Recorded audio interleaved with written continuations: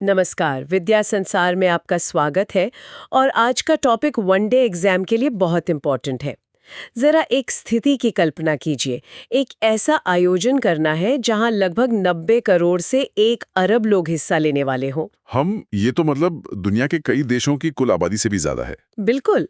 इन करोड़ों लोगों को चिलचिलाती धूप या कड़ाके की ठंड में कतारों में खड़ा होना है, अपनी बारी का इंतजार करना है, बिना किसी दंगे या फसाद के एक गुप्त मतदान प्रक्रिया पूरी करनी है और फिर शांति से अपने घर लौट जाना है। और ये सब तब हो रहा है जब देश के सबसे ताकतवर और प्रभावशाली राजनेता मतलब एकदम घबराहट में इस पूरी प्रक्रिया पर नजर गड़ाए बैठे हैं। सही बात है। ये किसी हॉलीवुड फिल्म का क्लाइमैक्स नहीं है। ये वो वास्तविक प्रशासनिक चुनौती है, जो लॉजिस्टिक चुनौती है, जिसका सामना भारत निर्वाचन आयोग को यानी इलेक्शन कमीशन ऑफ इंडिया को हर चुनाव में करना पड़ता है। राइट।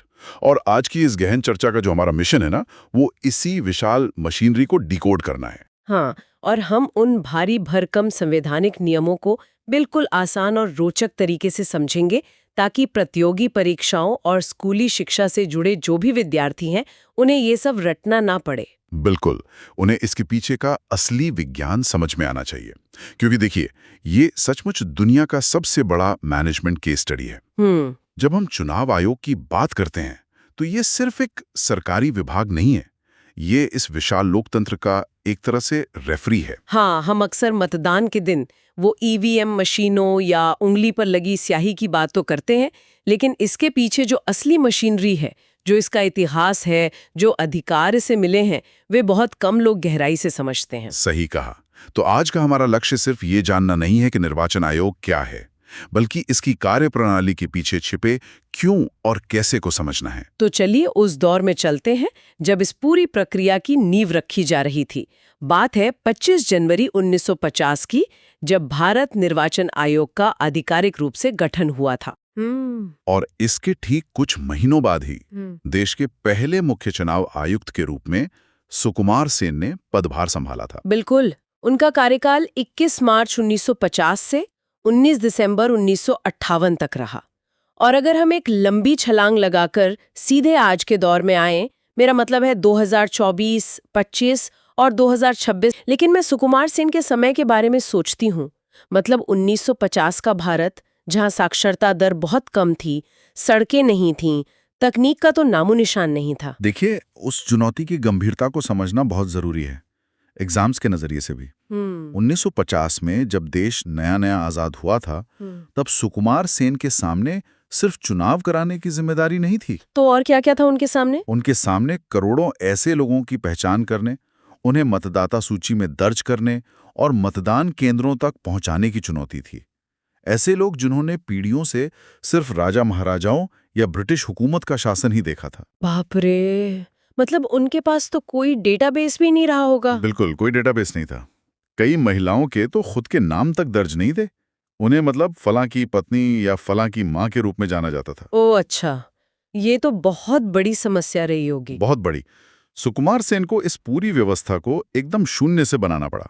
उन्हें यह तय करना पड़ा कि लोकतंत्र सिर्फ कागजों पर ना रहे, बल्कि सच में जमीन पर उतरे। अगर इसे आज के संदर्भ में एक एनालॉजी के जरिए समझें, तो ये किसी बहुत बड़े क्रिकेट टूर्नामेंट जैसा लगता है। वो कैसे? कल्पना कीजिए कि देश में एक मेगा क्रिकेट टूर्नामेंट चल रहा है। इसमें कई टीमें हैं जो असल में हमारे अलग अलग राजनीतिक दल हैं। अब जब मैदान पर टीमें उतरती हैं, खिलाड़ियों में जोश होता है, जीतने की भूख होती है ना? बिल्कुल, और जीतने के लिए तो लोग अक्सर नियम तोड़ने की कोशिश भी करते हैं। बस ऐसे में सबसे ज्यादा जरूरत होती है एक निष्पक्ष अंपायर की। एक ऐसा इम्पार्शियल एम्पायर जो किसी भी टीम की जर्सी ना पहने हो, जो बिना डरे किसी भी स्टार खिलाड़ी को आउट दे सके। बहुत सही उदाहरण है ये। भारत निर्वाचन आयोग लोकसभा, विधानसभा और राष्ट्रपति चुनावों में बिल्कुल इसी एम्पायर की तरह खड़ा रहता है। हाँ। और देखिए, ये एम्पायर निष्पक्ष तभी से सकता है जब इसे खिलाड़ियों या जो टूर्नामेंट के स्पॉन्सर्स हैं, उनसे कोई डर ना हो। राइट। इसीलिए हमारे संविधान निर्माताओं ने इसे अनुच्छेद 324 यानी आर्टिकल 324 के तहत एक स्वतंत्र संवैधानिक संस्था का दर्जा दिया। यहाँ स्वतंत्र शब्द का वजन बहुत ज्यादा है ना? बिल्कुल। इसका सीधा सा मतलब यह है कि ये आयोग सरकार के किसी भी मंत्रालय के अधीन काम नहीं करता। कार्यपालिका यानी प्रधानमंत्री हों या कैबिनेट के मंत्री हों, वो चुनाव आयोग को सीधे तौर पर कोई आदेश नहीं दे सकते। अब आयोग में सिर्फ एक ही बॉस होता था, मुख्य चुनाव आयुक्त। हाँ, सिंगल मेंबर बॉडी थी ये। लेकिन 1989 में अचानक इसे एक बहुसदस्यीय निकाय बना दिया गया। जी। मतलब मल्टी मेंबर बॉडी। अब इसमें एक मुख्य आयुक्त और उनके साथ 2 अन्य चुनाव आयुक्त होते हैं। जी। तो मेरा सवाल यह है कि इस 3 लोगों को बिठाने की क्या जरूरत थी? क्या एक व्यक्ति से काम नहीं संभल रहा था? देखिए, या फिर ये सिर्फ निर्णय लेने की प्रक्रिया को धीमा और जटिल बनाने का एक तरीका बन गया? क्योंकि जहां 3 लोग होंगे वहां बहस तो होगी ही, असहमति होगी, तो फैसले कैसे लिए जाएंगे? ये एक बहुत ही व्यवहारिक सवाल है और अक्सर स्टूडेंट्स भी यही सोचते हैं। सतही तौर पर देखने में ऐसा लग सकता है कि 3 लोगों के होने से काम में देरी होगी या फाइलें अटकेंगी। लेकिन 1989 के इस बदलाव के पीछे जो मुख्य कारण था ना, वो काम का बोझ नहीं था, वो था शक्तियों का संतुलन। यानी चेक्स एंड बैलेंसेस। बिल्कुल, चेक्स एंड बैलेंसेस। चुनाव आयोग कोई आम विभाग तो है नहीं, ये सरकारें बनाने और गिराने की प्रक्रिया को नियंत्रित करता है। इतनी असीम शक्ति अगर केवल एक अकेले व्यक्ति के हाथ में केंद्रित हो जाए तो लोकतांत्रिक नजरिए से ये बहुत खतरनाक हो सकता है। मतलब आप ये कह रहे हैं कि एक अकेला व्यक्ति किसी राजनीतिक दबाव में आ सकता है या उसके अपने व्यक्तिगत पूर्वाग्रह चुनाव प्रक्रिया को प्रभावित कर सकते हैं? बिल्कुल सही पकड़ा आपने।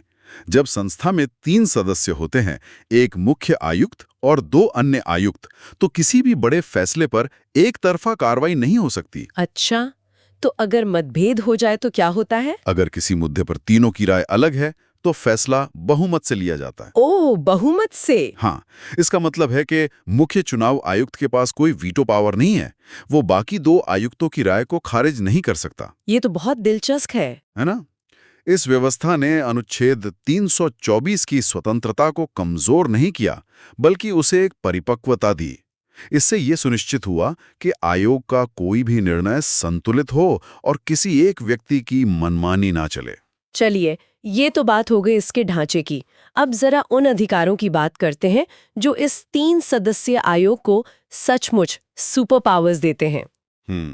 आयोग के पास कई महत्वपूर्ण कार्य हैं। हाँ, अक्सर वनडे एग्जाम्स में कुछ खास शब्द बार बार आते हैं, जैसे चुनाव की तारीखें तय करना, राजनीतिक दलों को मान्यता देना, और एक शब्द है परिसीमन यानी डेलिमिटेशन। ये परिसीमन क्या होता है? परिसीमन या डेलिमिटेशन लोकतंत्र की सबसे बुनियादी शर्त को पूरा करता है, और वो शर्त है एक व्यक्ति, एक वोट, एक मूल्य। मतलब हर वोट की वैल्यू बराबर होनी चाहिए? बिल्कुल। देखिए, भारत की जनसंख्या लगातार बदलती रहती है।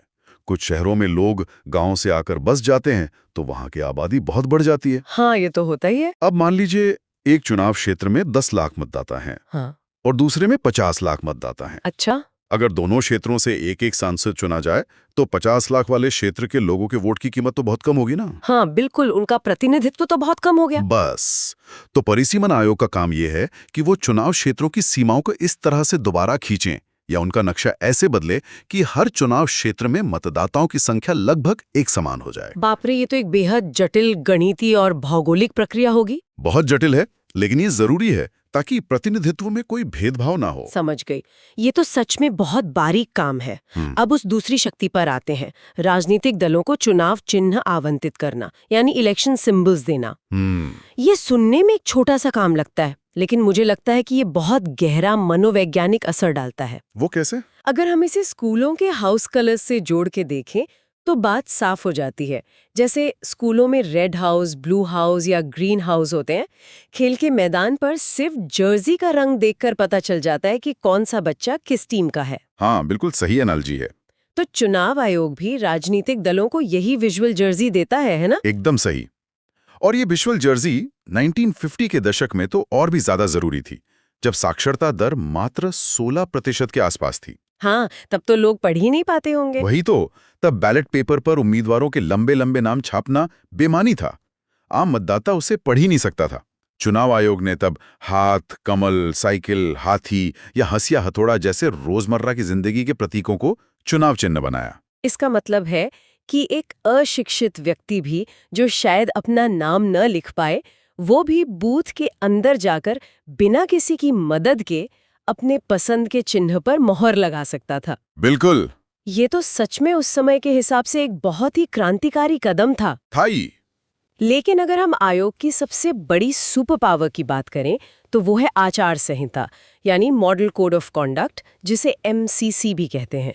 जब चुनाव आते हैं तो हर न्यूज़ चैनल पर सिर्फ इसी की चर्चा होती है कि आचार संहिता लागू हो गई है। हाँ, हर जगह बस यही सुनाई देता है। तो क्या ये सिर्फ एक नियम पुस्तिका है या ये असल में काम कैसे करती है? आचार संहिता असल में वो टूल है जो चुनाव में लेवल प्लेइंग फील्ड, यानी सभी के लिए समान अवसर सुनिश्चित करता है। जरा सोचिए, एक तरफ वो पार्टी है जो इस वक्त सरकार चला रही है और दूसरी तरफ विपक्ष है। सत्ताधारी पार्टी के पास सरकारी खजाना है, सरकारी गाड़ियां हैं, अधिकारी हैं और सरकारी हेलीकॉप्टर हैं। हाँ, उनके पास तो पूरा सिस्टम है। अगर चुनाव प्रचार में सत्ताधारी दल इन सरकारी संसाधनों का इस्तेमाल करने लगे तो विपक्ष तो कभी चुनाव जीत ही नहीं सकता। तो आचार संहिता इस पर रोक कैसे लगाती है? क्या मंत्री अपनी सरकारी गाड़ी में प्रचार के लिए नहीं जा सकते? बिल्कुल नहीं जा सकते। और अगर वो चले गए तो चुनाव आयोग क्या कर लेगा? क्या वो उन्हें सीधे जेल भेज सकता है? देखिए, आचार संहिता लागू होने का मतलब है कि सत्ताधारी दल अब सरकार की तरह नहीं बल्कि एक आम चुनाव लड़ने वाली पार्टी की तरह व्यवहार करेगा। मंत्री सरकारी विमानों या गाड़ियों का इस्तेमाल प्रचार के लिए कर ही नहीं सकते। अच्छा। वे चुनाव के दौरान किसी नई सड़क, अस्पताल या योजना की घोषणा भी नहीं कर सकते जिससे मतदाताओं को लुभाया जा सके। लेकिन जेल वाली बात? जहां तक इसके लागू होने की बात है, तो हालांकि आचार संहिता कोई सीधा कानून नहीं है जिसके तहत तुरंत जेल भेज दिया जाए, लेकिन चुनाव आयोग के पास इसे लागू करवाने के लिए बहुत सख्त तंत्र हैं। वो तंत्र क्या है? अगर कोई बड़ा नेता या मंत्री आचार संहिता का उल्लंघन करता है, नफरत फैलाने वाला भाषण देता है या सरकारी मशीनरी का दुरुपयोग करता है, तो चुनाव आयोग उसके चुनाव प्रचार करने पर कुछ दिनों के लिए पूर्ण प्रतिबंध लगा सकता है। मतलब वो नेता कोई रैली नहीं कर पाएगा? बिल्कुल नहीं। और सबसे चरम स्थिति में चुनाव आयोग के पास संविधान के अनुच्छेद 324 के तहत ये शक्ति है कि वो उस विशिष्ट क्षेत्र का चुनावी रद्द कर दे, जिसे काउंटरमांड कहते हैं। बाप रे, चुनाव ही रद्द? हाँ, ये डर और सार्वजनिक रूप से आयोग द्वारा लगाई जाने वाली फटकार बड़े बड़े राजनेताओं को दायरे में रखने के लिए काफी होती है। लेकिन एक मिनट, यहीं पर सबसे बड़ा विरोधाभास खड़ा होता है। कैसा विरोधाभास? अगर चुनाव आयोग किसी बहुत ताकतवर मंत्री के हेलीकॉप्टर को उड़ने से रोक देता है या उनकी रैली पर बैन लगा देता है, तो वो मंत्री तो बहुत नाराज हो जाएगा। स्वाभाविक है। और अगर वो मंत्री सत्ता में है तो वो चुनाव आयुक्त को फोन करके ये क्यों नहीं कह देता कि कल से ऑफिस मत आना तो मैं नौकरी से निकाला जाता है? हाँ, ये सवाल बहुत लोगों के मन में आता है। क्योंकि किसी भी आम सरकारी कर्मचारी के साथ तो अक्सर यही होता है। चुनाव आयुक्तों को इस राजनीतिक बदले से कौन बचाता है? यहीं पर भारतीय संविधान की सबसे खूबसूरत और मजबूत कड़ी सामने आती है। संविधान निर्माताओं को पता था कि जो व्यक्ति देश के सबसे ताकतवर लोगों के खिलाफ अंपायरिंग करेगा, उसे सबसे ज्यादा सुरक्षा की जरूरत होगी। बिल्कुल। इसीलिए मुख्य चुनाव आयुक्त को उनके पद से हटाने की प्रक्रिया को बेहद जटिल बना दिया गया। उन्हें बिल्कुल उसी तरह पद से हटाया जा सकता है जैसे भारत के सर्वोच्च न्यायालय यानी सुप्रीम कोर्ट के किसी न्यायाधीश को हटाया जाता है। हाँ, प्रतियोगी परीक्षाओं में इसे बहुत पूछा जाता है, लेकिन इसका वास्तविक मतलब क्या है? किसी जज को या मुख्य चुनाव आयुक्त को हटाना इतना मुश्किल क्यों है? देखिए, इसे हटाने के लिए संसद में विशेष बहुमत यानी स्पेशल मेजॉरिटी की आवश्यकता होती है। ये स्पेशल मेजॉरिटी क्या होती है? इसका सीधा सा अर्थ ये है कि सबसे पहले तो संसद के दोनों सदनों, लोकसभा और राज्यसभा के कुल सदस्यों का कम से कम आधा हिस्सा इसके पक्ष में होना चाहिए। ठीक है, आधी संसद। और दूसरी सबसे बड़ी शर्त यह है कि उस दिन सदन में जितने भी सदस्य मौजूद हैं और वोट कर रहे हैं, उनमें से कम 2/3 सदस्यों का वोट हटाने के पक्ष में होना चाहिए। 2/3 सदस्य, इसका मतलब है कि सिर्फ सत्ताधारी पार्टी अपने दम पर मुख्य चुनाव आयुक्त को नहीं हटा सकती। बिल्कुल नहीं।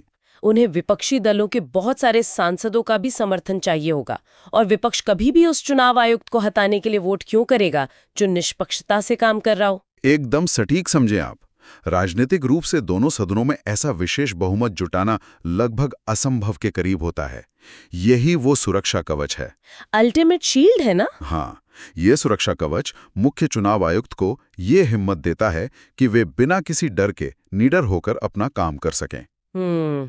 अगर ये डर होता कि कल ही उनका तबादला कर दिया जाएगा या उन्हें बर्खास्त कर दिया जाएगा, तो आचार संहिता कभी सख्ती से लागू ही नहीं हो पाती। सही बात है। यह निष्कासन प्रक्रिया सिर्फ एक नियम नहीं है, ये भारत में लोकतंत्र की रीढ़ को सीधा और मजबूत रखती है। आज के इस गहन चर्चा को अगर हम समेटें तो एक बहुत ही स्पष्ट तस्वीर उभर कर आती है। बिल्कुल। हमने देखा कि कैसे 1950 में सुकुमार सेन ने एक अनपढ़ और विशाल आबादी वाले देश में लोकतंत्र का बीज बोया। कैसे संविधान का अनुच्छेद 324 एक स्वतंत्र अंपायर की नियुक्ति करता है। और फिर हमने ये भी समझा कि 1989 में कैसे 3 सदस्यों की नियुक्ति ने इस संस्था में शक्तियों का एक शानदार संतुलन पैदा किया, ताकि कोई तानाशाही न पनपे।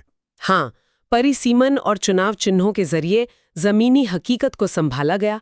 आचार संहिता ने सत्ता के दुरुपयोग को रोका और अंततः विशेष बहुमत वाली निष्कासन प्रक्रिया ने इस पूरी व्यवस्था को एक अभेद्य सुरक्षा कवच पहना दिया।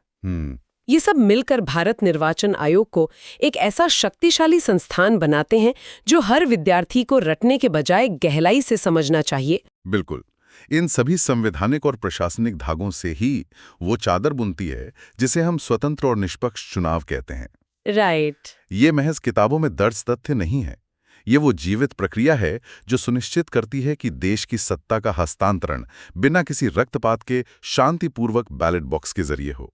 जब भी मतदान होता है तो ये पूरा तंत्र पृष्ठभूमि में बिना थके काम कर रहा होता है। लेकिन इस चर्चा को खत्म करने से पहले मैं चाहती हूँ कि हम एक बहुत ही गहरे विरोधाभास पर विचार करें। वो क्या? हमने आचार संहिता की खूबियों पर बहुत विस्तार से बात की। ये सत्ता के दुरुपयोग को रोकती है, ये बहुत अच्छी बात है। राइट। लेकिन इसका एक दूसरा पहलू भी है। अच्छा? जब चुनाव आते हैं और आचार संहिता लागू हो जाती है तो सरकार कोई नया टेंडर नहीं निकाल सकती, किसी नई सड़क, पुल या अस्पताल के निर्माण की घोषणा नहीं कर सकती। यह तो नियम है। भारत जैसे बड़े देश में जहां हर कुछ महीनों में किसी न किसी राज्य में या पूरे देश में चुनाव होते ही रहते हैं, वहां आचार संहिता लगने का मतलब है कि विकास के काम महीनों तक ठप पड़ जाते हैं। हाँ, ये एक बहुत ही विचारणीय स्थिति है। सरकारी मशीनरी सिर्फ चुनाव कराने में उलझ जाती है। सही कह रही हैं।